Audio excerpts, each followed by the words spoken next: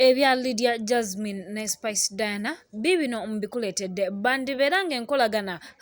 eri kukagwa ate ye omukolo MC Kats ye ali mu kujaganya byonna byafunye esibirese na mawulire amalala manji gabera ku Clarity Source 256 mbera Fatuma Sulaiman ogakutusako nenkobaza gwe omulungi akutugobera okuberanga walonda offe tuberenga tukutusako information etambula all around the globe nengamba gwe mkono atanaba akuberanga ate or subscribing. You can be part of the Clarity family ngonyiga wolaba ekigambo ekyo kimyufu o subscribing notification bell kekade akadirawo ate video tewelabira okujiwa like na comment section ebera wansa watuyoke tukuwa amawuli agakwatagana ku celebrities bo gona agatambude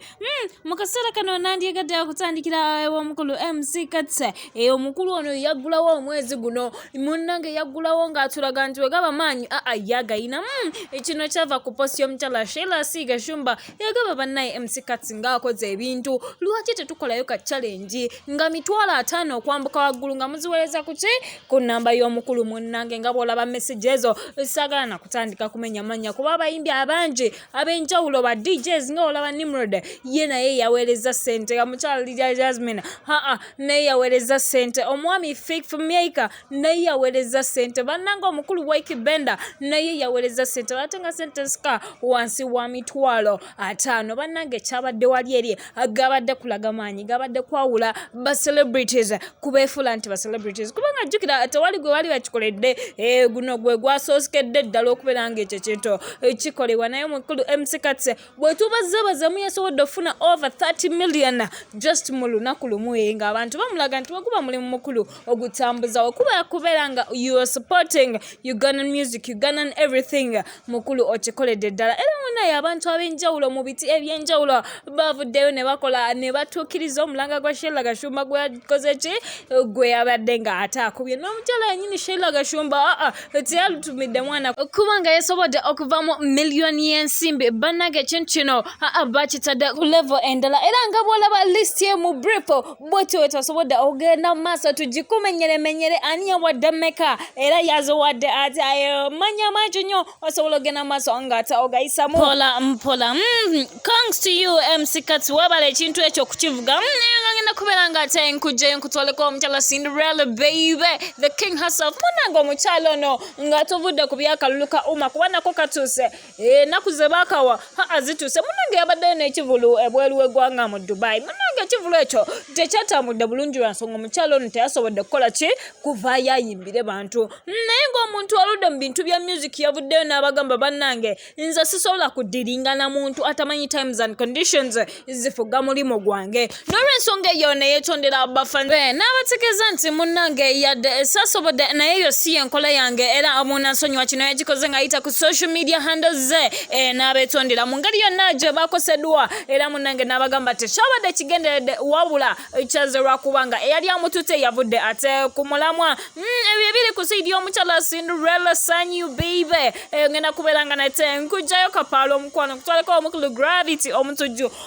omukulu ono ennaku zino atopinga nnyo amawulire ali waggulu nnyo abasinga bagambye nti ayagadde okwambukira ku mukyala Spice Diana ejjukira omukulu ono alinayo ekivulu nga 1 October omwaka guno gwennyini n'olwensonga eyo abantu ab'enjawulo bavuddeyo nga bagamba onalabika yekwasa nga muno mwabadde n'omukyala Spice Diana ne manager we Roger bazizza omuliro tusaana gutegeera bagambye bannayo oyo omusajja ffe tumuwulira byayogera tubiwulirira ddala naye byonna byayogera si mazima yadde n'omulundi n'ogumu bayongeddeko ne bagamba nti ne ku mulundi guli omukulu ono ng'ayinayo ekivulu yagamba baali bamukubye essasi mu lubuto ng'ate yali ayagala kukola kikubeera ng'afuna kisa ky'abantu ne ku mulundi guno ate asazeewo alinnyire ku bo manager Roger ne Spice Diana bannanga olutalo luli wano lwakubeera nga muli bali banku ffe tetuli bali banku oyagala kwambukira ku ffe nze ekivulu biki era omukulu gana amawulire gamutuuseko yagambye wabula baŋŋenda mpola singa baddamu ne bakyogera n'ekivulu nja kisazaamu ate nnyongere nga mbakalakata omukulu tatidde kubeera nga awanda muliro bannanga omukulu Gravity ne Spice Diana ne Source Management tetumanya ejja binaggwera ate yo nga nkujjeyo ngenda kutaka what a beautiful Lydia Jazmine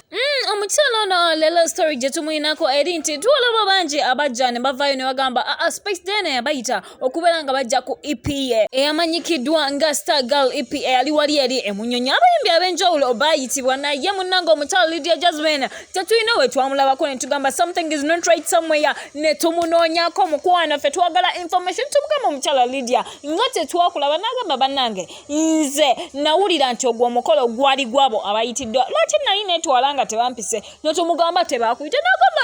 abantu abo tebampita yadde n'akamu bayita buli muntu naye nze tebampita naye n'agamba nze Lydia waabwe nange nalina ebyokukola newankubadde nandifunye akadde n'engenda naye oba tebampita nabireka ate n'ekyokulala kikirira nze n'agamba nze I don't beef Spice Diana olw'okubanga teyampita ku EP ye. Omukyala agambye nze simulinaako buzibu buli muntu alina engeri gy'amanagingamu ebintu bye. Omukyala oyo wabeera alaba nga nali sirina kuyitibwa nange nasigalayo gye nali ensonga lwaki essalabibwako ku mukolo ogwo munange newankubadde tubadde tugamba ba celebrities bonna baliyo omukyala Lydia y'omu ku abo abataayitibwa. Ngenda kubeera nga nkujjayo naye nga nkiddamu agambye I don't beef Spice Diana ate yo nga nkujjayo mukwano ne kutolako ku saidi ey'omukyala Sheillah si gashumba. Oyinza okwebuuza ate ono leero kiki nga obo tweyama ne tugamba ntujja kutusako information yonna tujja ne tugamba nti omukyala Sheillah gashumba baali bayawukana n'omukulu Rickman. Munnange olwala okugamba ne tugenda ne ku pages ze ng'omukyala ono jjukira kyekimu ku bintu byasooka okukola ku pullinga down ki bifaananyi. Munnange tugenda okukeberayo nga n'ebifaananyi ebye ne Rickman yabigyeyo munnange tubadde tulawo ne tugamba naye ddala omukyala ono bagamba buli muntu ajja mu ggwanga asireyinga naye naye era nakyo twakikakasizza wetwogera omukyala ono kamera zaffe zamukutte ng'alina eddonnasa bannaye nga beeyagala bitya njagala mbeere ng'ate nkulekera vidiyo ene weekakasirizeeko sagala nnyo kujogera kubanga ogenda beera ng'ogira but thank you for keeping it clarity source 256 nenkobaza mukwano okubeera nga ffeba olunze omulungi atanaba ku subscribinga please subscribe notification bell togyerabira njagala nkulekereka vidiyo kano obeere ng'ate weerabirako ebya Sheillah si gashumba nga yekola ebintuntu n'omukulu Donnasa. Show me a jigger, let me see, and let me see the woman that is with. I put $2,000